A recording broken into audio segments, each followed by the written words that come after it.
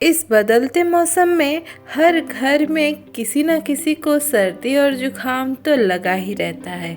तो उसके लिए आज हम लेके आए हैं होममेड गोल्डन कफ रेमेडी, जिसको बनाने के लिए हमने यहाँ पे ले रखा है 2 टेबलस्पून बेसन, 4 चॉप्ड बादाम, साथ ही 2 टेबलस्पून देसी घी, 1.5 टेबलस्पून चीनी, थोड़े से कुटे हुए काले मिर्च पाउडर और साथ ही 1 टीस्पून सौंठ। साथ ही हमने यहाँ पे टी कप में पानी भी ले रखा है। कढ़ाई को गरम कर देंगे। कढ़ाई अच्छे से गरम करने के बाद इसमें डालेंगे हम देसी घी। घी को अच्छे से हम गरम होने देंगे। घी गरम होने के बाद हम डालेंगे इस पे बेसन।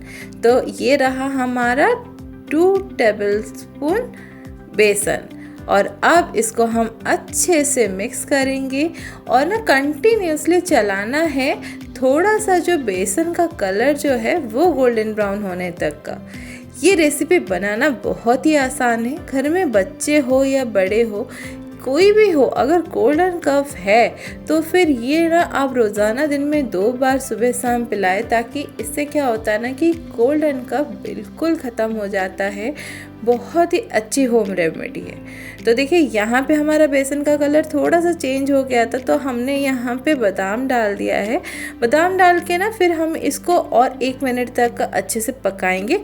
बादाम के साथ साथ बेसन भी थोड़ा सा कुक हो जाएगा।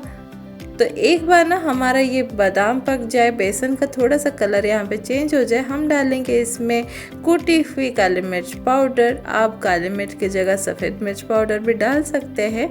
तो अब इसको और 30 सेकेंड के लिए हम इसको पकाएंगे। देखिए कलर ऑलमोस्ट चेंज हो गया है।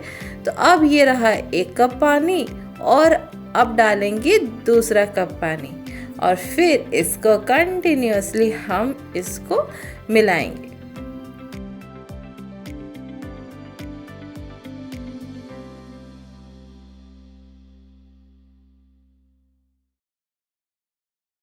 इसमें अच्छे से उबाल आ गया है। तो अब क्या करेंगे कि हम ना इस पे डालेंगे चीनी। गैस को हमने धीमी आंच पे रखा था और धीमी आंच पे हमें इसको पकाना है और फिर एक बार 5 मिनट तक ये अच्छे से उबल जाए, फिर हम इसमें चीनी डाल देंगे और चीनी डाल के फिर इसको जो है हम और 2-3 मिनट के लिए इसको पकाएंगे। कंटिन्यूसली चलाते रहना है। छोड़ देने से क्या हो जाएगा कि सीरा जो होता है ना वो ज़्यादा सॉफ्ट नहीं बनेगा। इसीलिए जितना कंटिन्यूस हम इसको चलाते रहेंगे वो उतना हमें ध्यान भी रहेगा कि कहीं ये शीरा टाइट तो नहीं हो रहा है, सही कंसिस्टेंसी में है कि नहीं। अक्सर हम क्या करते हैं, चला के इसको छोड़ के चले जाते हैं, फिर बाद में आके देखते हैं तो ये पूरा गाढ़ा हो गया। तो इसलिए छोड़ना नहीं है, हमें कंटिन्यूसली इसको चलाते रहना है, क्योंकि 5 मिनट तो हम गैस के पास खड़े ही हो सकते हैं, है ना। तो देखिए यहाँ पे कितने अच्छे से उबाल आ गया है।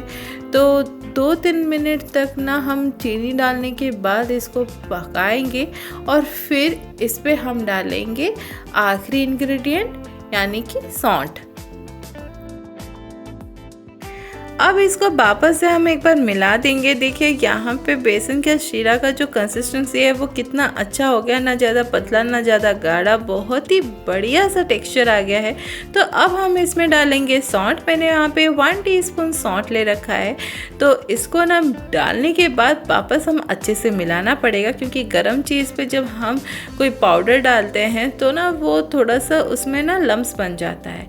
इसलिए हम लम्स ढूंढ के अच्छे से मिला देंगे ताकि हमारा ये जो सौंठ है वो बेसन के शीरे में अच्छे से मिल जाए।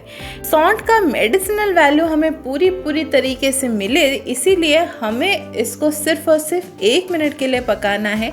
इससे ज़्यादा हमें इसको नहीं पकाना है सौंठ डालने के बाद। तो देखिए लम्स को हमने इसमें अच्छे से मिला दिया है, अभी इसमें एक भी लम्स नहीं है। तो अब क्या करेंगे, 1 मिनट लगभग हो गया है। तो अब हम गैस के फ्लेम को बंद कर देंगे और फिर इसको गर्मा गर्म सर्व करेंगे।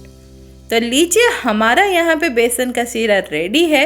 तो इस सर्दी के मौसम में जल्दी से घर पे ट्राई कीजिए और ट्राई करके मुझे बताइए कि कैसा लगा आपको हमारा ये रेसिपी। अच्छा लगा तो वीडियो को लाइक कीजिए, ज़्यादा से ज़्यादा शेयर कीजिए। मिलते हैं जल्दी एक और नई रेसिपी के साथ, तब तक के लिए take care and bye bye.